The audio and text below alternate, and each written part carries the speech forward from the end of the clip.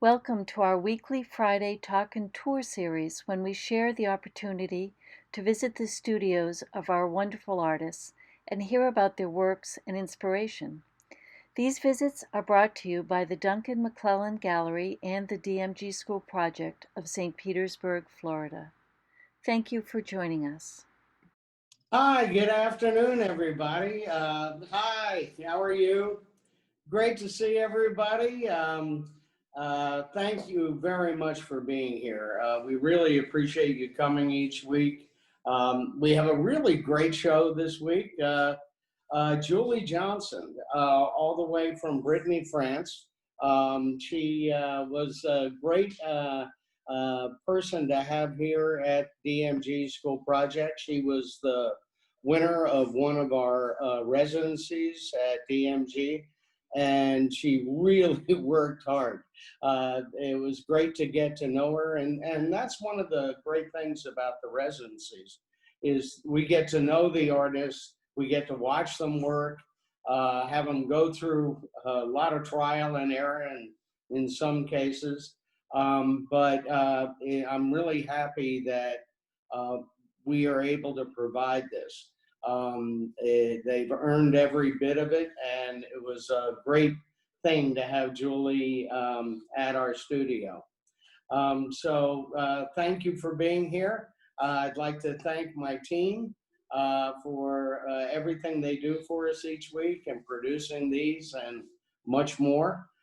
So Mary, if you'll take it away, thank you. Thank you, Duncan. And again, thank you to everyone who's joining us today, and especially to Julie Johnson joining us from France. She's stayed up late and done a lot of work to prepare for this presentation for you. As Duncan said, Julie was a residency artist in, I believe, 2019. She worked hard while she was here to develop a new body of work. And since her residency, she continues to develop her bodies of work and her skill set as she's been exhibited internationally in a number of galleries. So we are so pleased to have her with us and to be able to share her international scope of glass art. And Julie, when you're ready, if you'd like to say hi to the audience and let us know when you're ready to start the presentation. Julie Johnson. Hi. Here I am, 10 o'clock in France, and I'll just introduce myself very quickly. You'll hear a very Scottish accent, not French at all. And I'll explain that in the presentation, how I managed to turn up, why I'm living in France, etc., and also the influences that having different cultures has on my work. So we'll probably could start the introduction.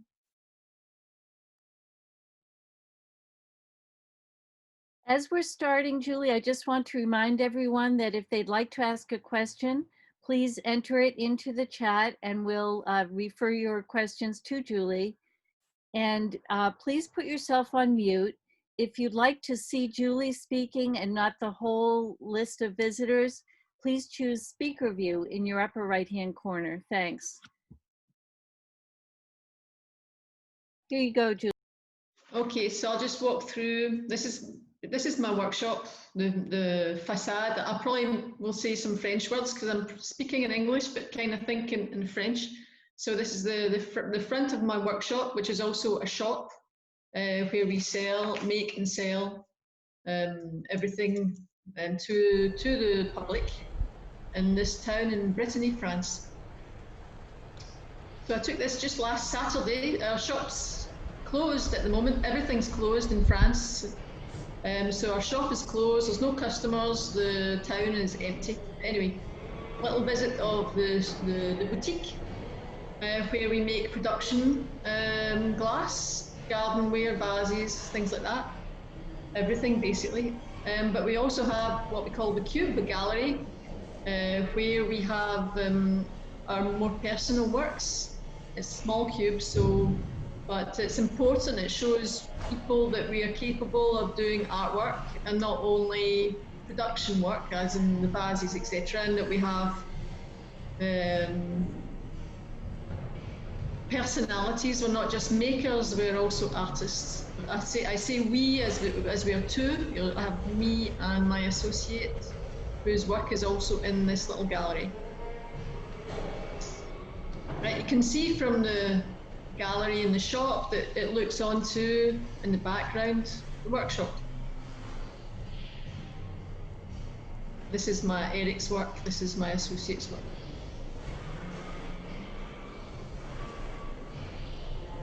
Birds on branches.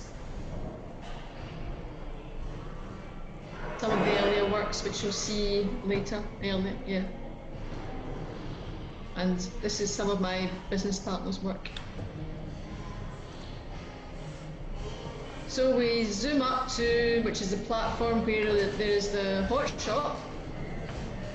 I have a few people working for me. I have a salesperson, 2 assistants, my associate, so we're 5. This is charging day, so everything's turned off. And there is some cold working area and also a fused glass area. This is one of the assistants.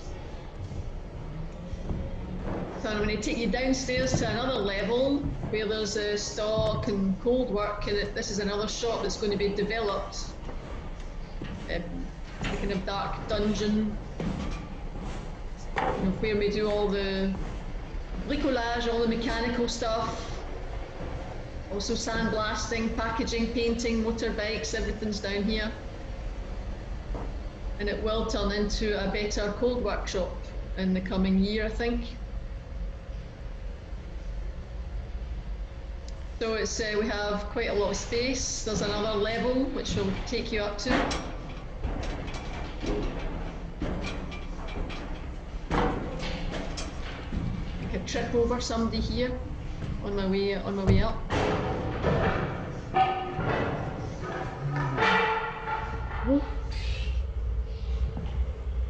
So now I'm taking up to the second floor, which is basically where I escape to, because when you work with a lot of people, you never get peace. There's people always asking you questions.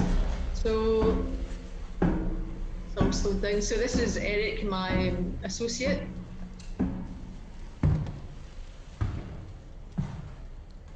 And this is stock and packing and where we take photographs and things like that.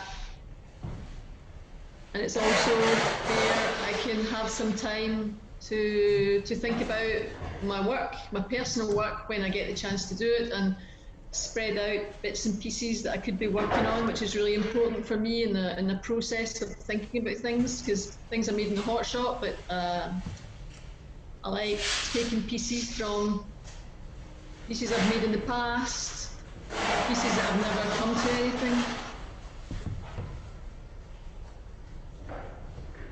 So there's a little mix of things that have been happening here, the dogs and the birds and the branches, etc.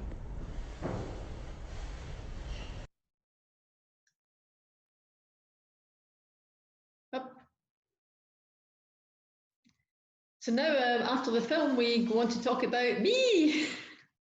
So basically, I'm Scottish, and I was born on the west coast of Scotland, which is marked in red, and I lived there until I was 17, and then I left because I wanted to find I think it was the paths paved with gold, and they weren't in Scotland. You can go on to the next. So this is a recent photograph, but it's kind of, for me, it's kind of represents Scotland when I left Scotland at 17, which was really dull, really boring, with no prospects whatsoever. And that's how I felt about Scotland up until maybe the last few years. And it's the other side of Scotland, which I love when I visit, and which is part of me, and which has a lot of inspiration for the work that I would do. So would you say you were an outdoors person, Julie? Oh yes, definitely. Yeah. When I can get out there, but I'm not in the hot shop. Swimming. Wait, when I'm not in the hot shop, I've got to be outdoors. This is, I kind of called this photograph First and Last Supper, because this was Christmas last year, just before I came to Florida, 3 days before coming to Florida, and it was the first Christmas dinner, first Christmas I've ever had with my family, basically, because I'm always working. And it was the last one because I've not seen them for a year because of the COVID. Can't travel. So I'm really glad that I had that time with them. It was really important. And also just, this is a Scottish, French, Italian family. We're all mixed.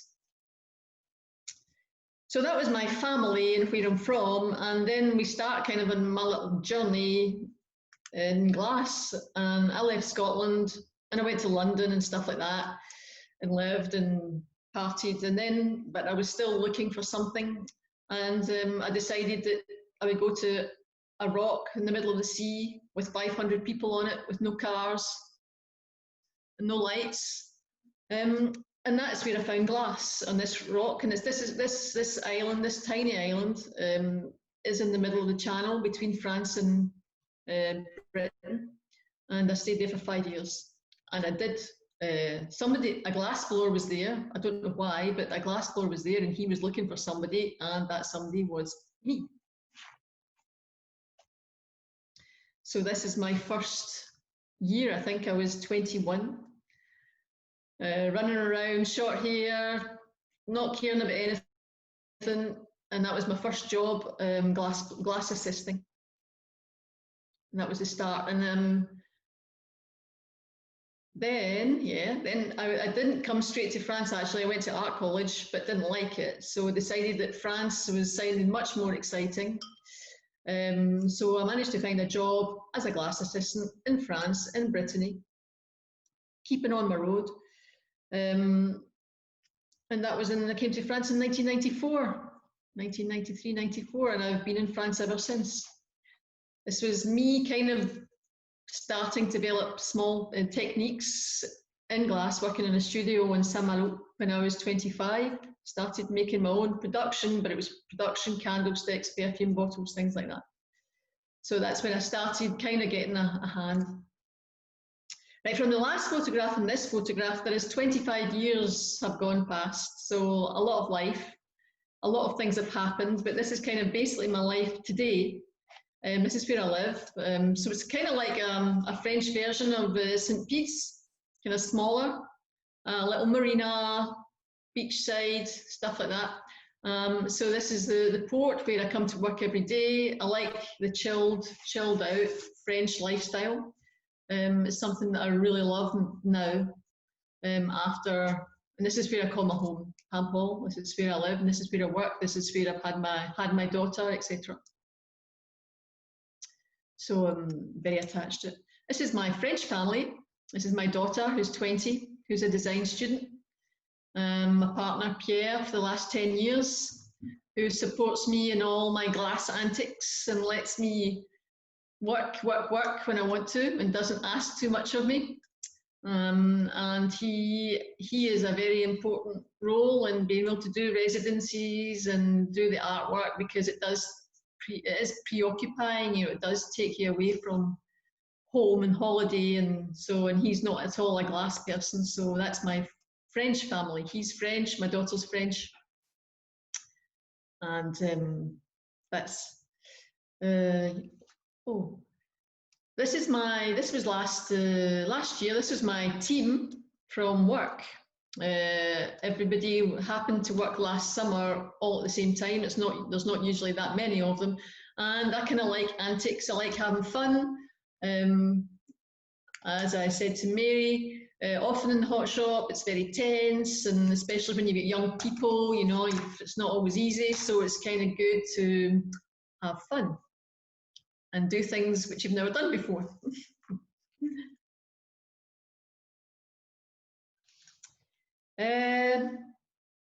So the next four photographs are basically kind of what I would call my kind of inspiration for work, for my personal work.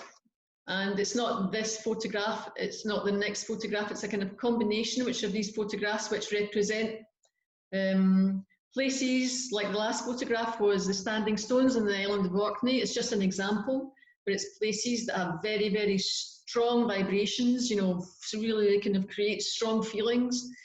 And this certainly did. This is my grandmother's apple. It's a tiny wooden apple, and it's like memory for this photograph. It kind of represent memories, like memories from childhood, memories growing up, memories, and how memories are important in my work. Thoughts, the thought process. I had a different explanation for these before, but when I think about it, it's like then I noticed that lots of things that I do are in fragments. They're pieces. They're like the memories and the places we have visited. It's fragments of life and collections and all these things I kind of gather and store, but in my head, sometimes in pots and in bowls. But these things are all gathered as we get older, and when I'm making glass, they kind of come as little flashes, and they will then maybe be created into a piece. It's the same thing. It's kind of fragments, also experiments, and what can have evolved from a very simple idea that you've never made before. And this is an idea that I really want to work on, writing on glass paper and putting that into some kind of composition, because I like making compositions. So Julie, how much of your time do you spend creating new bodies of work or thinking about that? Or do you find that running a shop, a production shop and a shop where you are creating new work takes up a lot of your creative energy? How do you balance that? I try and do residencies in Florida because it often gets really frustrating. I think about it a lot, and I don't do it very often. It's probably the contradiction between having worked so hard to get a shop where you have the equipment to make, and then the shop really works well, and you have very little time, so you just try and something. Actually, when I came back from the States in February, it was we're going to do some making continued work from the things I made in the Duncan McClellan Gallery. COVID hit, so I'm hoping that January, February, I'll have a little bit more time again. It's a challenge. It's a challenge, but we keep trying to work towards it, This was, I haven't been sculpting all my life. I didn't even know sculpting existed really until like eight years ago. I just didn't know or I didn't even think I'd be able to do it. I just didn't think it was for me, I just didn't think I was somebody that would be able to do that. And then I kind of decided that I was going to try and because I had reached kind of a dead end, getting satisfaction from my work. So I thought, right, I'll try that. Whatever, trial. So I put all my energy into that. I did a master class in the States. And then I started working on the animal heads, which were really, we can see the influence, which is really Scottish, Gaelic, what you call the fables and things like that. That was all the ideas that were mixed when I made a series. I think there was 6 or 7 animal heads. And this one was called, the last one was called Brea. And Brea is also French, and there's an island just next where I live called Brea, and Brea also means charming. And I was using words also to play with words and trying to search the words in Scots Gaelic and French that had links, and also its expressions. It's how I kind of feel or how I think animals might feel or people feel. So he's grumpy, he's kind of angry, bad-tempered. I kind of feel like that quite a lot too, but so it's probably me, the old goat, like. And the apple I use a lot. This was Millis. I still have this one. I really like this one. She's still in that little gallery. So, and this one's available. Right, I put this one there for a different reason. This was one of the first ones.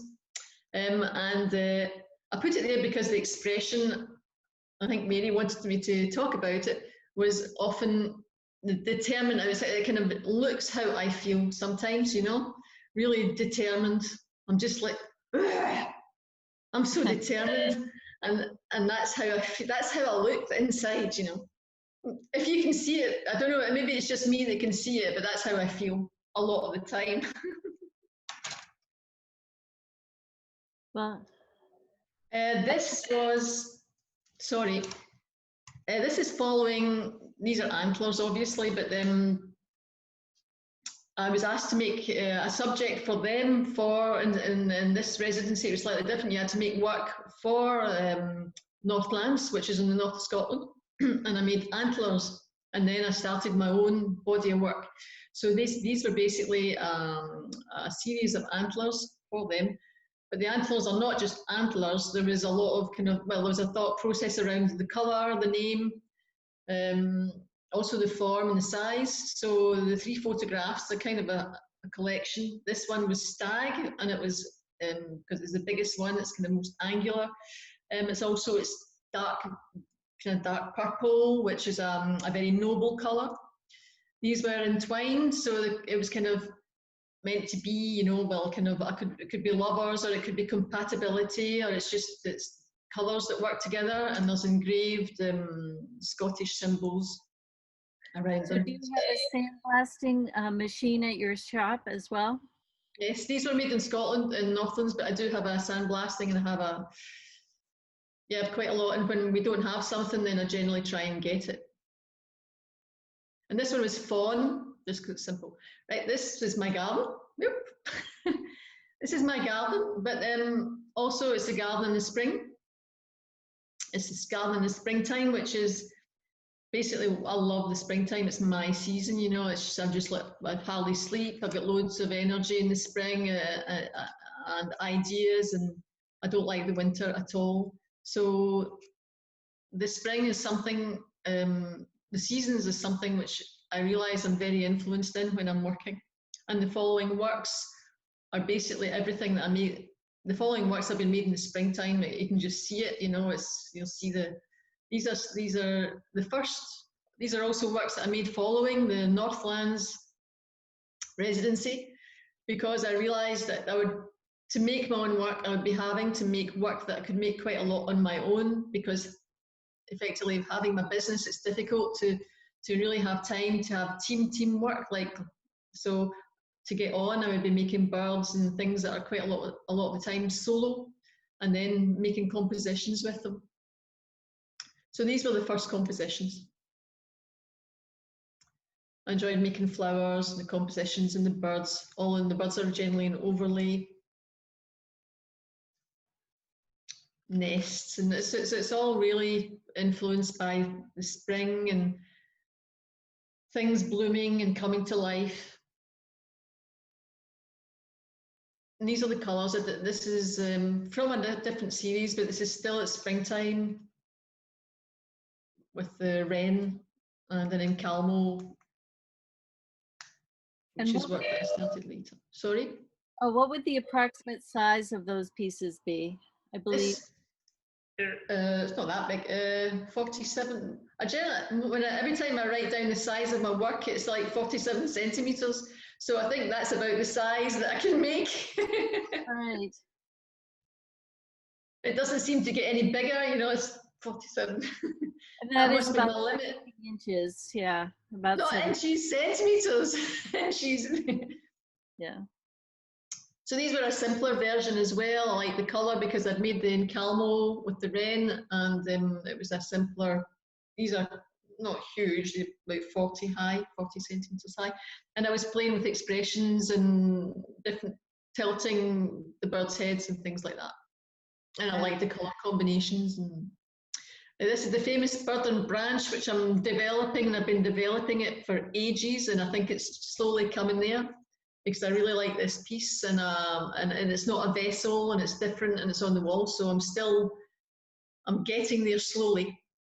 And you're working on the metal part, correct? That would attach. Yeah, I've been having it. I made the prototype when I was on the residency. I managed to get the prototype here and find somebody to make it, and then it took them months to make it, and I got it back this week, and I sent it to be, I don't know how you call it there. It's not just spray painted, it's a lacquer paint. Sure. Today. So I'm hoping then I can make the branches and get it done. Beautiful.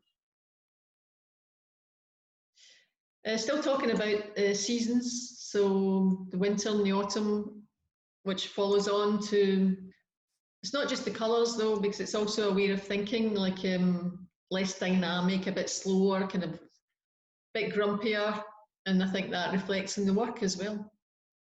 So the next series are dark, and more in Scottish actually. I feel there's more of a Scottish influence in the winter or the autumn works. You know, it's kind of, well, I like the reds and the crows and darker colours. The next ones are in Calmo series, and I decided to do crows for this work because I didn't need to do colour. Colour wouldn't have worked. We wouldn't have, and so it was just black. So then you could just look at the silhouette of the bird, and therefore you just have to work about its position and not necessarily all the colour and things like that.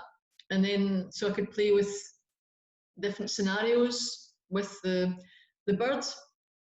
And these all have names, you know, like there's about seven, there were about 7 or 8, and he's kind of protecting his cherry. And then there's another one which has got the cherry in the mouth.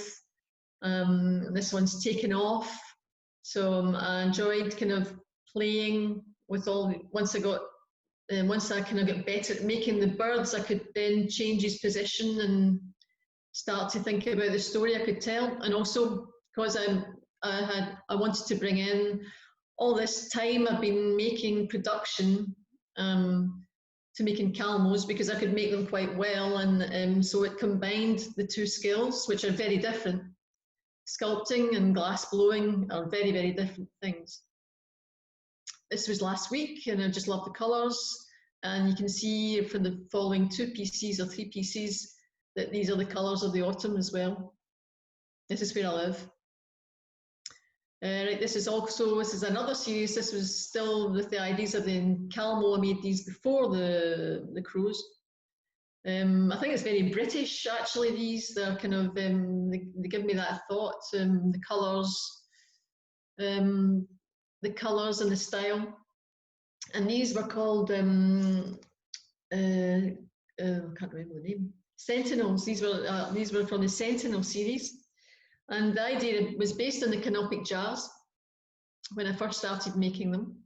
And then I didn't want to stay, the idea was the canopic jar, but I didn't want to represent that. So I kind of abandoned then trying to look too closely into other ideas, and then just let my ideas take over.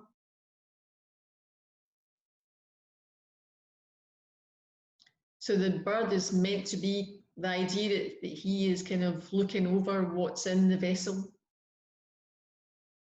So these are a combination of hot sculpting and Calmo, and then in some of the previous you also have cane work as well?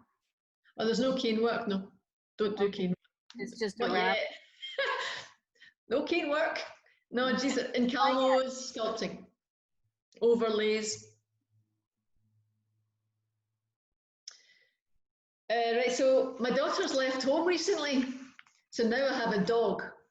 So that's basically why I've been making dogs and things like that. I've suddenly, in the past couple of years after, I really didn't want to become known as the bird lady, and I wanted to have other skills and be able to express myself differently and not be closed into one subject. So I started making the animals. This was the first one that I made, and I had to have a little bit of improvement, and then I started making the mice and the rats, and then playing with ideas, storytelling and things like this. So I started making the dogs. I didn't actually really like dogs before, you know, I just started making the dogs, and then I wanted the dog, and now I'm trying to make dogs all the time, so I don't really know where that's going to go. Foxes, I think it's because they're difficult, and I want to make them my own, so, and get them right, so you just make loads of them to try and make them the best way you possibly can, and then once I'll be able to make them, then I'll properly can start trying to tell a story with them, using them as kind of figures and on whatever theme that I want to tell. So this was making the encalmos, which you have in the gallery. This was in the So last week. your residency was how long, Julie? 6 weeks? I think 5 weeks. It was this year in 2020. Oh, that's in right. January. Yeah, it was still this year. So when I came, I really didn't have a clue what I was going to make, and I had to kind of, the first week it was like, "Whoa, what am I going to make?" I knew I was going to make animals, but I didn't know what I was going to do with them. How I was going to, I knew I had to make something at the end of the residency and show, and I'd had this idea. I'd been on holiday and visited the Les Grottes de Lascaux. Oh, it's the Lascaux caves with the prehistoric drawings, and I decided that's what I'm going to do. That's what I'm going to do. I'm going to do that. Nothing to do with St. Pete's, as far as we can possibly get away from that. That was just the idea that I had, and I was going to stick to it. And I was going to stick to my guns, and that's what I was going to do. So the idea was to make, I came up with foxes, and I was going to make deer, and I was going to make birds. That's the three things I was going to make. I didn't have time to get them all done. I needed another month so that I can do the deer. So these are glass line drawings of foxes, which I was doing every night. I'd never done it before. You pull long glass stringers, and I had a little torch, which Emily showed me how to do, and I learned how to draw these things. And I was doing it every night. Got to learn how to draw these things. Got to learn how to draw these things. And then these little line drawings would be picked up on the top of an encalmo, the white part. That's the birds. And so most of them went wrong. That's just the vast majority of them went wrong, but that was the idea. And you see that the line on the top is where the glass line drawing, and the rest is powder that I'd powdered onto the marble, and picked it up on a roll up. Sometimes it worked, sometimes it didn't work, so I had to try different techniques. I think the birds worked really well. I think it might be the colour, because all the colour powder doesn't always work in the same way, so you can't just decide that that's the colour you're going to choose and it's always going to work in the same way. It's another thing that I really like to develop, that kind of technique of picking up in the line drawings. I think there's a lot to do with that. So I made the birds and the line drawn, then I made the top of the encalmo, then you pick up the encalmo, you make the vase, and then you sculpt the animals. So there's a lot of work, there's a lot of things that to get right, you know.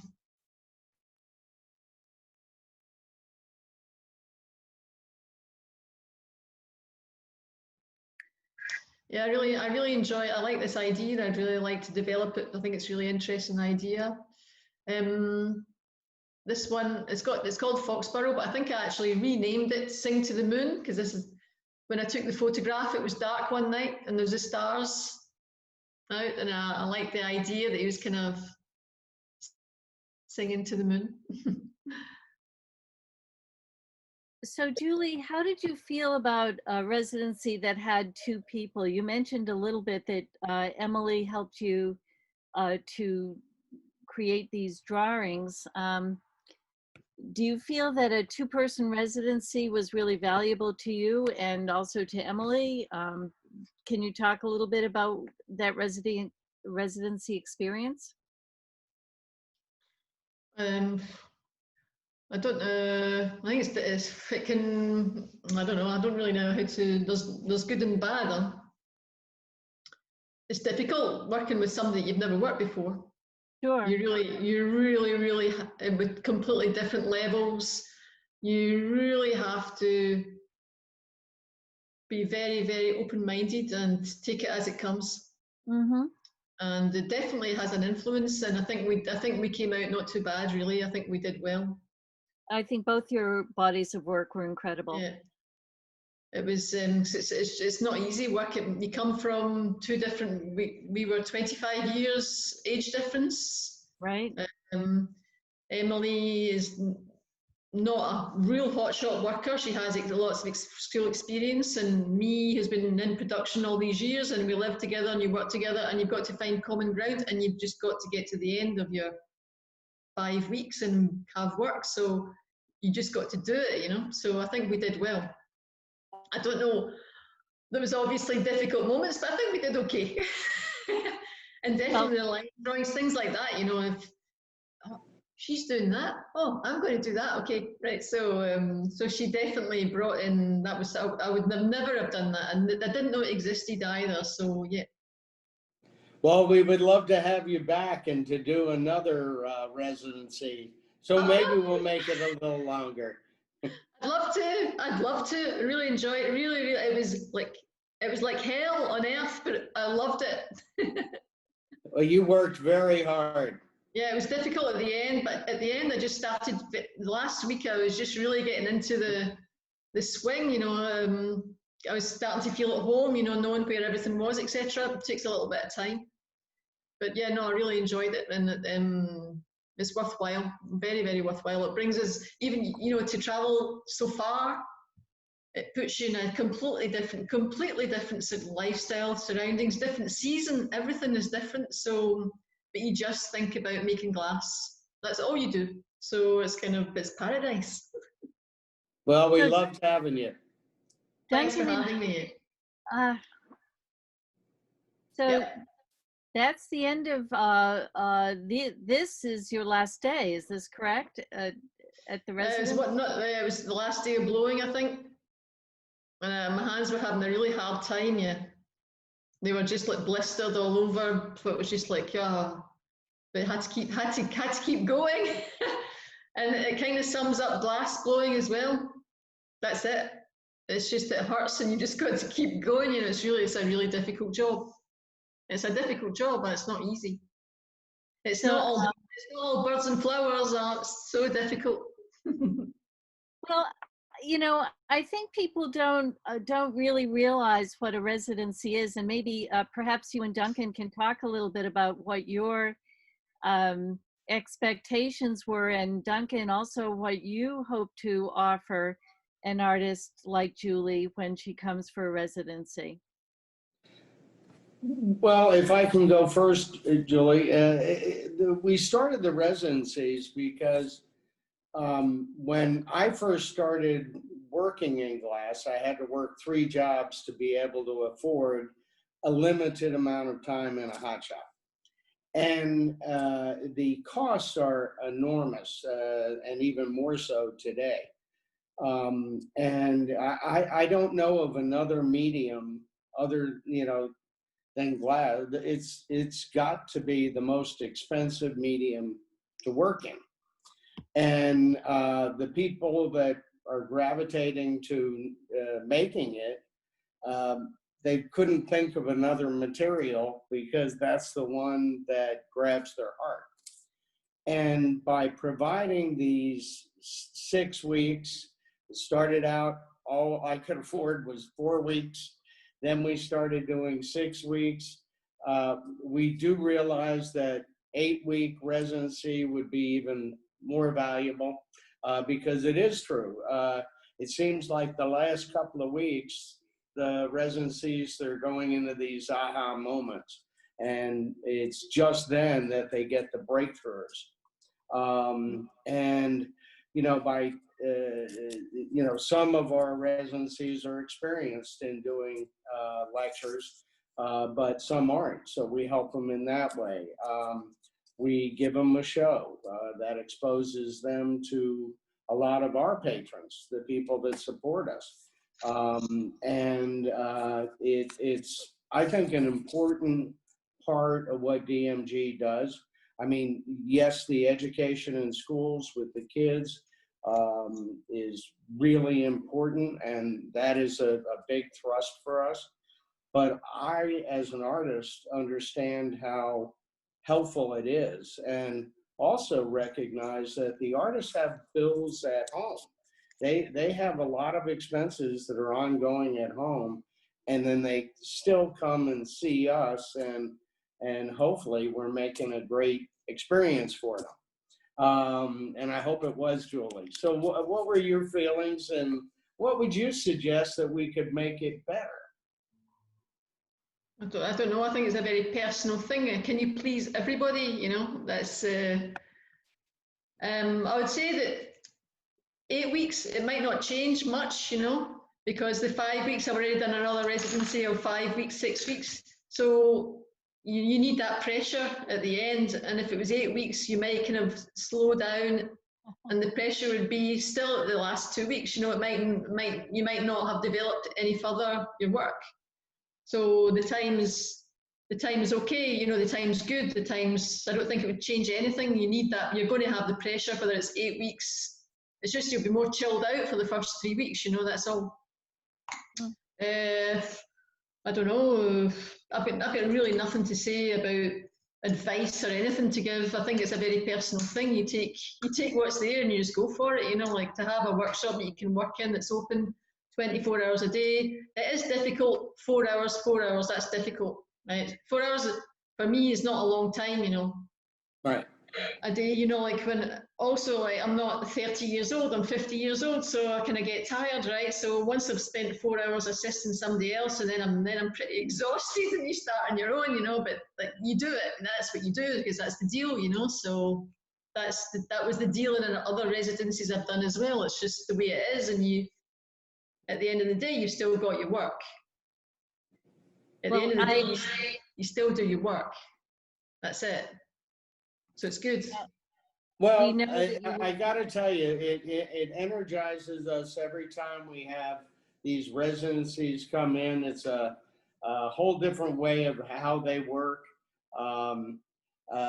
What I've been so impressed with is how everybody works so hard. They really, nobody's using this as a vacation to go to the beach.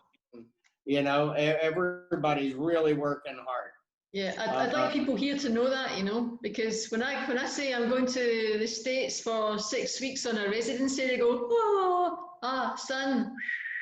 No, they do. They just don't get it. They just don't get. Oh, it's not work. It's just like a holiday. It took me months. You know, I came back to France and I had to start work again immediately. But it took me months to get back to kind of okay shape. I was like a wreck. I really was. I was a wreck. I think it's maybe just since September, October that I kind of start to feel normal again. You know. My hands are. Irene has in the chat that she asked you what you would do in your free time while you were here, and you laughed because you said you knew that you would be working your tail off and no free time until the last day, and you really were so dedicated, and we could see that, and the work that you produced you know, was really, really wonderful. And we hope that that new body of work, you know, will take you to yet another body of work and another source of inspiration. So Emily worked very, very hard as well. I think it was because there's two of you, you know, oh, she's still working, I've got to keep working, you know, so that's also the good thing about being two people. It's kind of. Right. Well, we're so fortunate to have had you, and we know that you stayed up. It's almost 11 o'clock in France, and you know, thank you so much. And maybe you can sleep in on the morning in a little bit because it's Saturday. I hope. Got my swim tomorrow morning. Oh, and what? Okay, so maybe. What degree Celsius is the water? Oh, I don't know. 11 or 12. Ooh. Oh. It's not sure, it's not sure. Maybe. Well, thank you. Well, Let us know how that goes. Huh? Yes. Let us know how that goes, if you went swimming or not. Okay. Oh, okay. Yeah, I'll tell you. Don't worry. I'll tell the world. Everybody will know I've been swimming. You'll hear it. It won't even be me that tells you. You'll find out from somebody over there. Well, thank you everyone for joining us. And thank you. Yeah. Everyone, we're taking next week off so that everyone can enjoy the Thanksgiving week. Hopefully, you're able to spend some time with your families and be safe. We'll start up in December with Eric Hilton, who will be a fascinating presenter. Again, Julie, such an honor and a pleasure to have you. And please, everyone, stay safe and have a wonderful Thanksgiving. Thank you. Okay. Bye. Thank you. Thank you, Julie. I hope to see you in person. Yes. Bye.